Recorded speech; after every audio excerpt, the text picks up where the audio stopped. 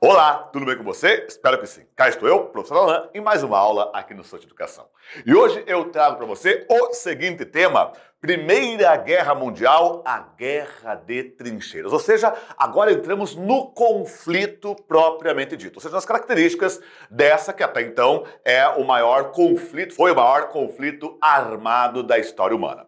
E aí vamos recobrar que a Primeira Guerra Mundial ela tem como seu estopim, não as causas, né? Mas como seu estopim o assassinato do arquiduque da Áustria, Francisco Ferdinando, em 28 de junho de 1914, em Sarajevo, na Bósnia, ok?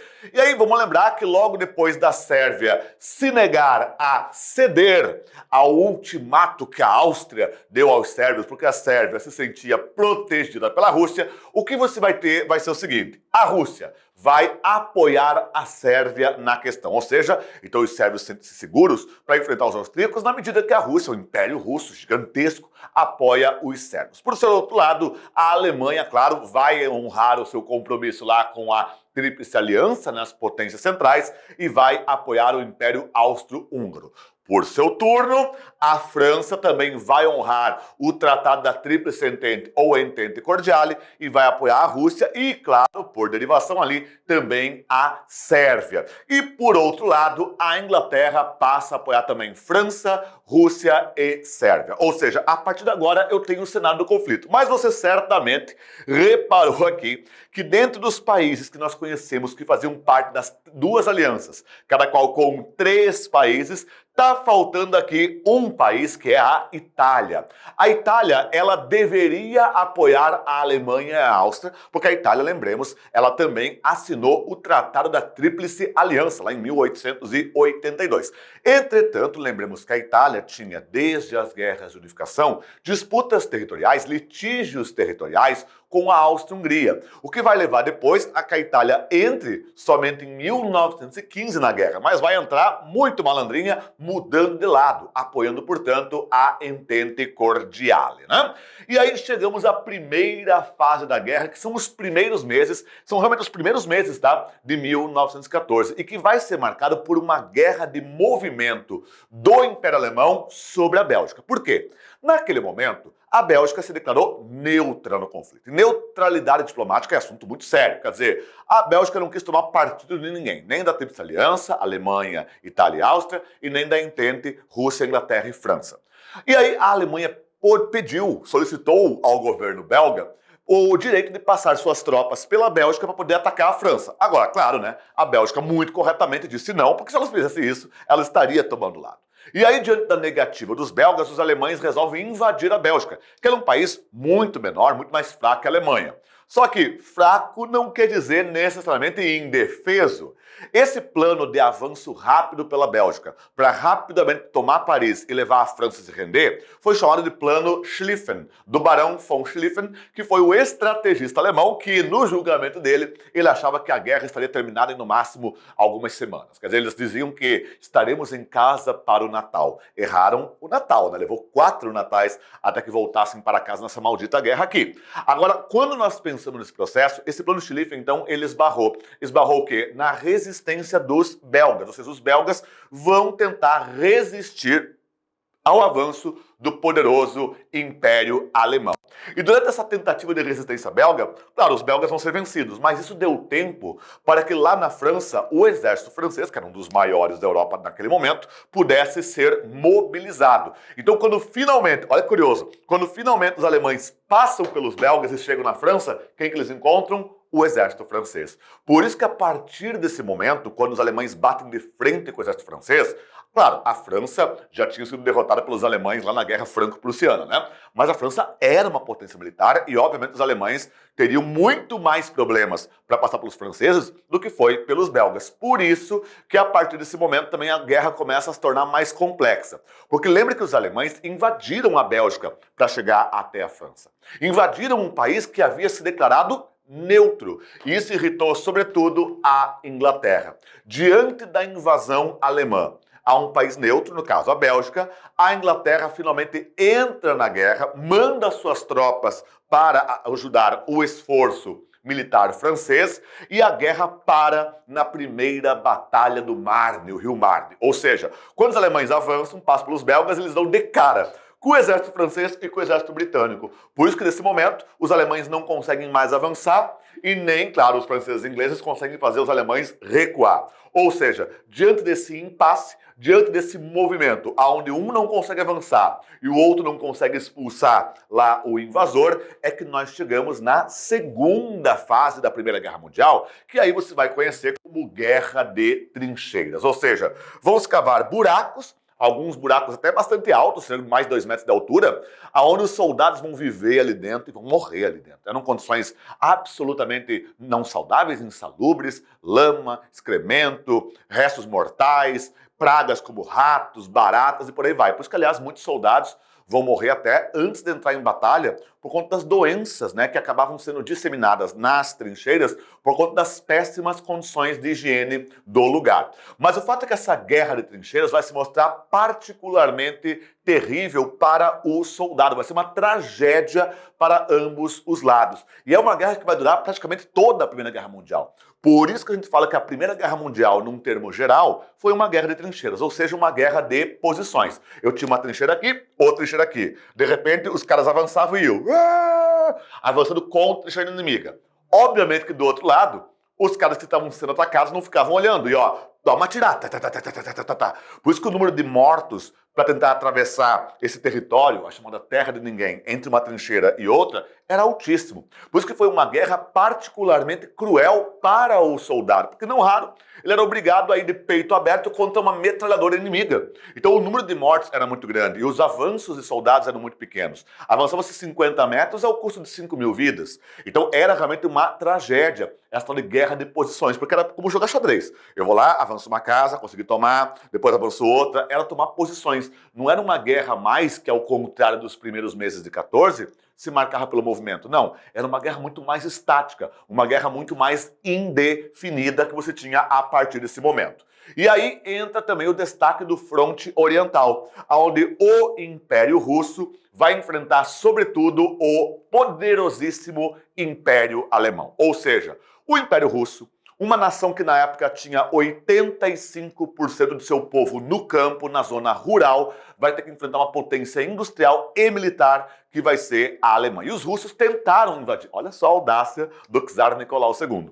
Ele tentou invadir a Alemanha do seu primo, o Kaiser Guilherme II, né? Só que, claro, o Nicolau II, os russos, ao tentar invadir a Alemanha, batem de frente com uma força militar e industrial muito maior. Resultado, os russos não têm sucesso, eles não conseguem avançar sobre o território alemão. O poder militar alemão era muito maior do que o fraco, o mal armado exército russo naquele momento. E para complicar ainda mais a vida dos russos, finalmente acontece uma coisa que os russos já tinham medo, ou seja, uma aliança entre a Alemanha e o Império Turco-Otomano. No momento que os turco-otomanos, que estão ao sul da Rússia, se aliam aos alemães, obviamente a vida da Rússia fica muito mais difícil, porque agora os turco-otomanos, óbvio, vão bloquear os estreitos de Bósforo e Dardanelos, que é o que dá acesso ao Mar Negro, que era uma área marítima de domínio naval russo, ao Mar Mediterrâneo, que é o mar que está abaixo depois dos estreitos de Bósforo e Dardanelos. Então agora a Rússia está cada vez mais isolada. Quer dizer, de um lado eu tenho o Império Alemão pressionando os russos e de baixo eu tenho o Império Turco-Otomano também pressionando os russos. É o pior dos cenários para a Rússia nesse momento.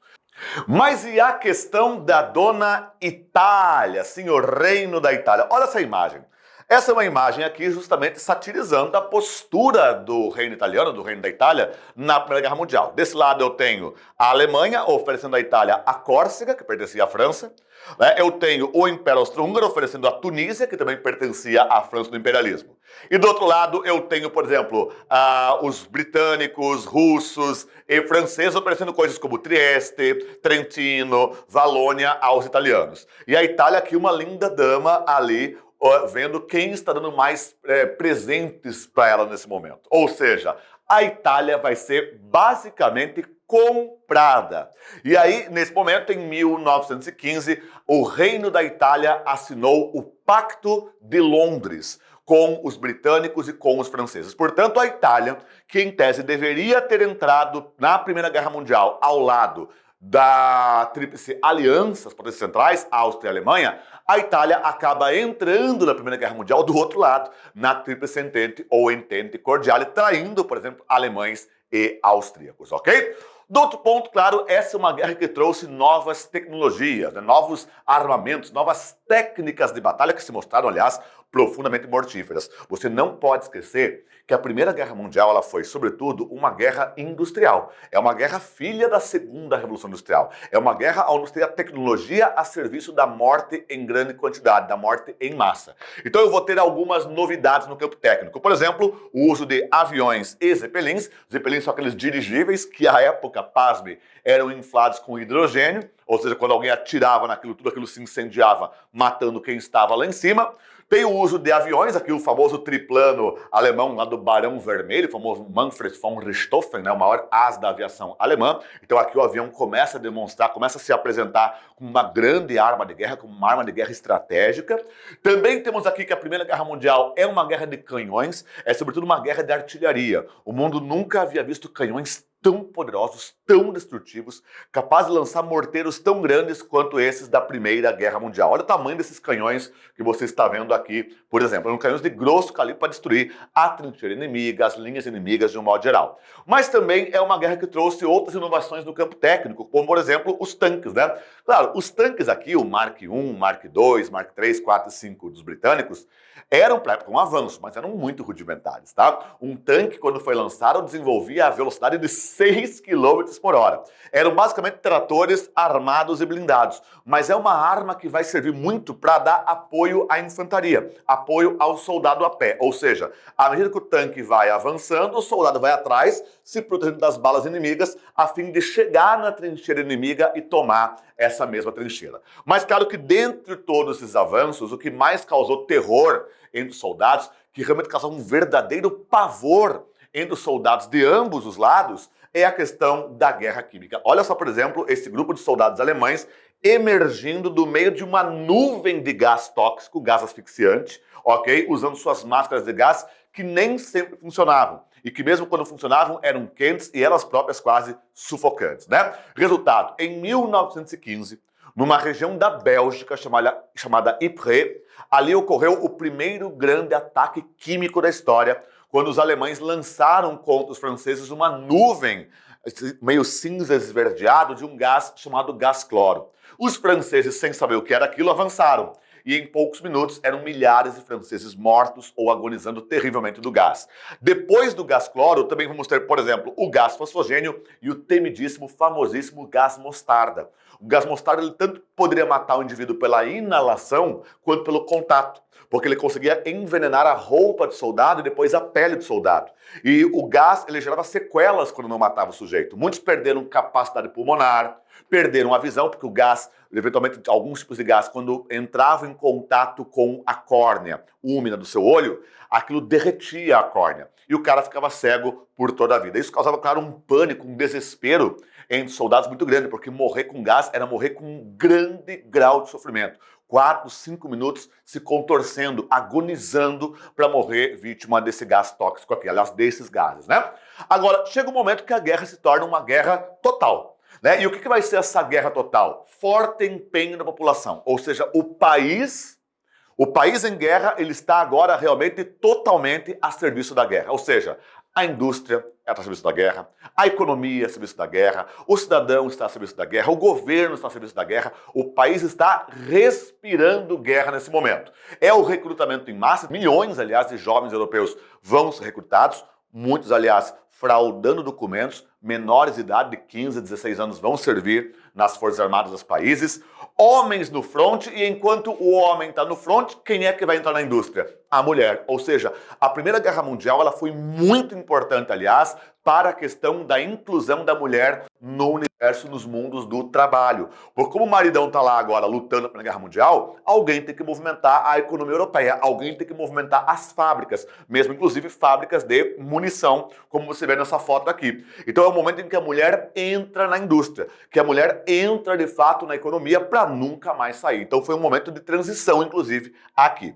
Outra coisa, forte intervencionismo estatal. Claro, Num cenário de guerra, numa guerra ainda mais mundial, onde isso depende da sobrevivência do próprio país, da existência de um país ou até de um povo, né? Óbvio, o Estado vai intervir fortemente. Então, todos os recursos econômicos do país, todos eles, combustível, energia, recursos, alimento, tudo, vai ser controlado pelos Estados europeus em guerra para servir única e exclusivamente ao chamado esforço de guerra. Ok? Dito isso, então, chegamos ao colapso russo. Em 1917, grandes transformações ocorrem na Primeira Guerra Mundial, porque em 1917 a Rússia está acabada. Soldados russos estão sendo massacrados pelo exército alemão. Os russos não têm condições de combate, falta armamento, falta técnica, falta treinamento, falta munição, falta tudo. E lembre que o cara que está vindo da Rússia era um camponês. Ou seja, quem está morrendo nos campos de batalha são camponeses, pessoas que produziam alimentos. Resultado, para além do massacre de soldados russos, no país, na Rússia, falta alimentos, péssimas condições de vida. Isso tudo vai acabar derrubando o governo do czar Nicolau II Romanov. Era o início da chamada Revolução Russa de 1917. E nesse processo, a primeira revolução, vamos lembrar, ela foi em fevereiro, que era uma revolução burguesa e liberal, onde vai assumir primeiro lá o governo de uma Duma, um parlamento, e depois do príncipe Lvov. Esse governo aqui leva, portanto, esse governo de ordem burguesa e liberal, leva à abdicação, ou seja, à desistência ao trono russo pelo czar Nicolau II. Então aqui o czar, ele sai do trono, ele deixa de ser o czar da Rússia. Só que logo depois, lá em outubro do mesmo ano de 1917, ocorre uma outra revolução, que é a Revolução Bolchevique, o Outubro Vermelho, de Lenin, Trotsky e Stalin.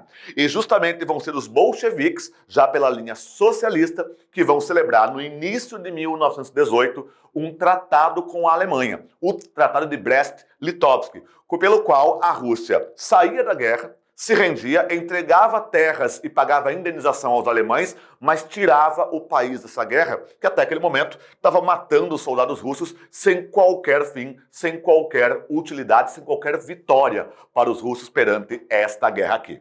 Agora, se por um lado sai a Rússia, por outro lado entra finalmente os Estados Unidos.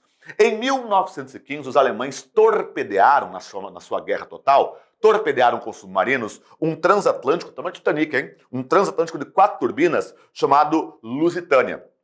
E nesse afundamento, mais de 1.500 pessoas morreram no naufrágio, né? Muitos dos quais imigrantes irlandeses que estavam indo para os Estados Unidos e também cidadãos americanos. E de 1915 em diante, vários navios americanos foram afundados, foram torpedeados pelos alemães. É justamente esse processo que vai levar, então, o governo dos Estados Unidos a entrar na Primeira Guerra Mundial, declarando guerra às potências centrais. Então, declarando guerra a quem? A Alemanha, a Áustria, o Império Turco-Otomano e por aí vai.